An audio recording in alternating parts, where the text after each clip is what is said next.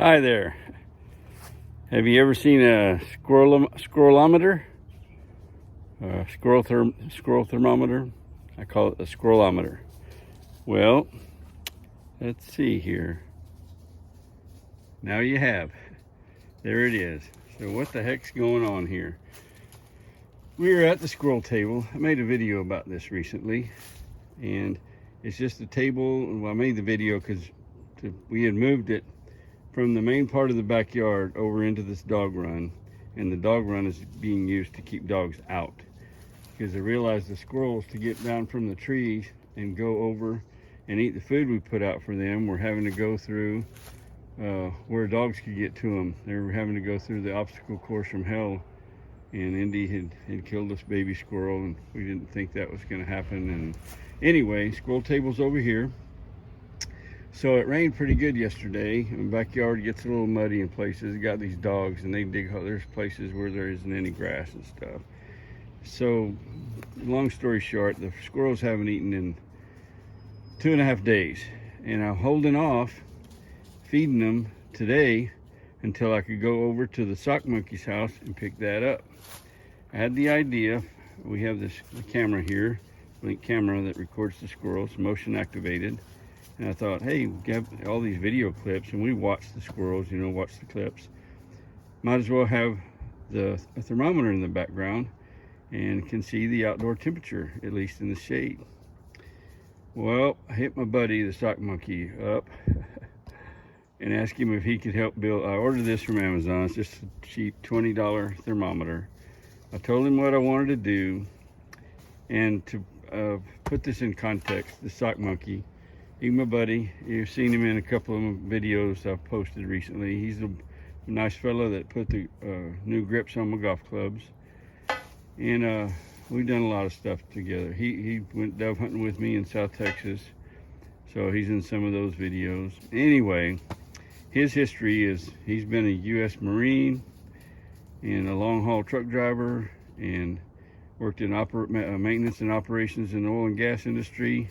And he's also been a builder, like building houses, and he can lay tile and anything construction related. The guy can do it. He builds things and builds it right. And the sock monkey does not do anything half-assed.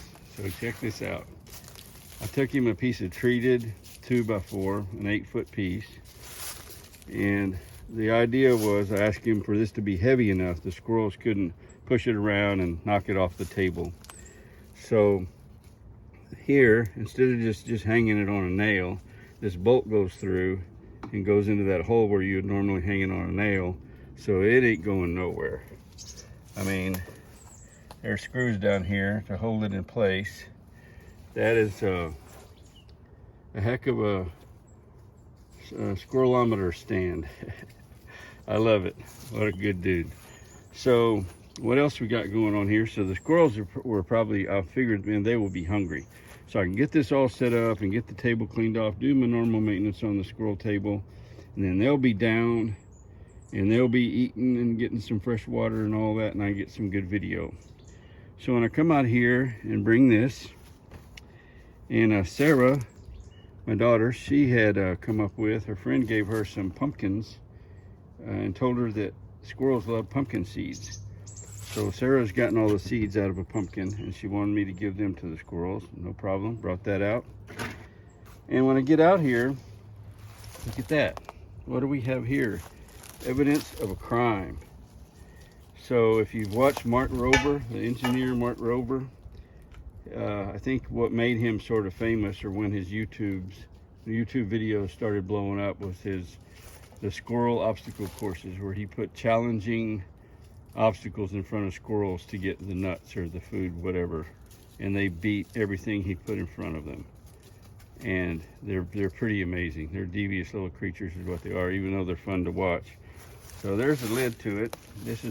We're gonna have to quit storing the extra squirrel food out here, because they apparently have decided to help themselves, and it's okay. I mean, I'm not upset.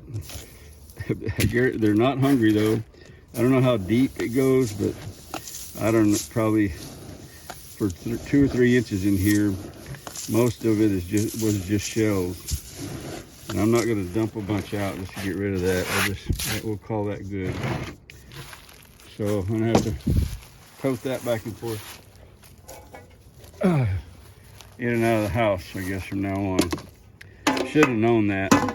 I tell you what I'm going to do. I'm going to go back. Last night I deleted all the stored clips.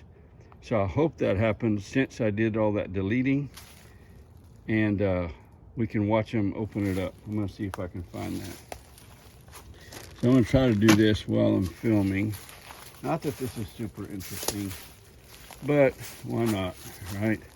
It's not like I quit making videos. I've got a video that I made, but some other people were involved, and I don't want to post anything on YouTube.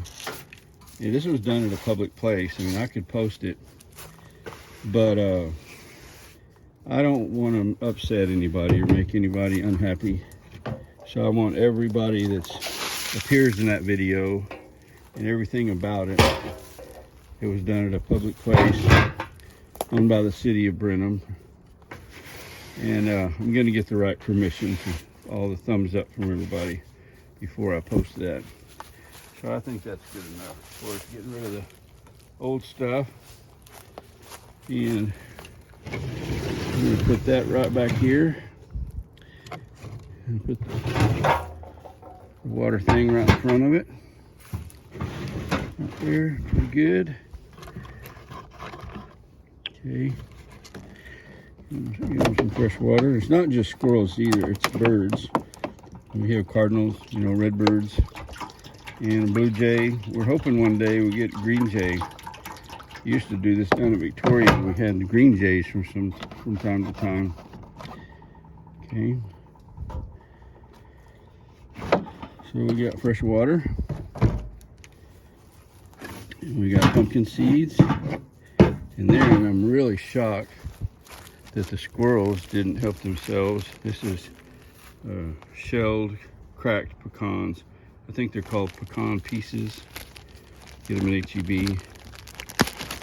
So put some pecans in there. A little bit of that.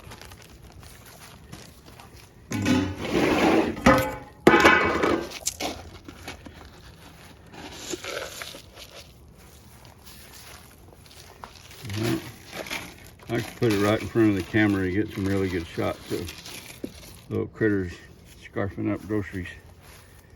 Okay, so I'll seal that up when I get in the house. I can't seal a Ziploc bag with one hand. Oh man, I think I'll wait till tomorrow. I'll put some more food in this bird feeder here. Looks like when the squirrels didn't have their regular food, they started working on the bird feeder. And when they about done with the bird feeder, they just went straight to the mother load over here. Anyway, so I have a birdhouse on the way. And I'm a squirrel house. I'm gonna mount it up there. I'm gonna put it up there somewhere, a place for them to nest and be safe from the critters. So that's an old storage building back here. Underneath there is where they had babies before. And like I say, Indy got one of them. I need to do some thorny bush weed trimming. Anyway, all right, I think that's it. I'm going to show you a couple more things that'll go along with this, and I'm going to wait for them to come out and get some little video of the new setup to include at the end here. And yeah, that'll do it for this segment.